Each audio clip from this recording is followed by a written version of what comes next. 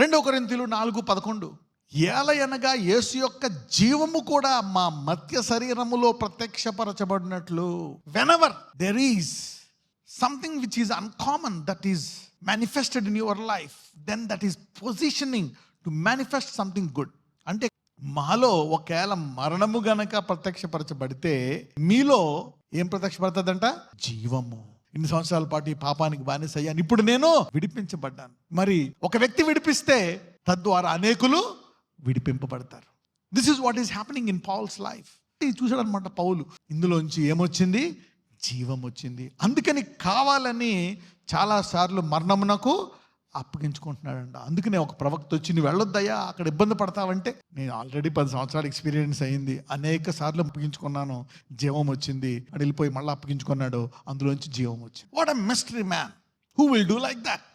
నీవు క్రీస్తులో ఉంటే ఈరోజు ఏదైనా ఉందా? బాధ, వేదన, నిరీక్షణ లేనితనమా, దరిద్రమా, పాపమా, ఏదుంది? నువ్వు క్రీస్తులో ఉన్నావా? అది ప్రత్యక్షమైందా? నువ్వు నిరీక్షణ కలిగి అలాగే ఉంటే అందులోంచి ఇంకోటి ప్రత్యక్షం అవుతుందంట.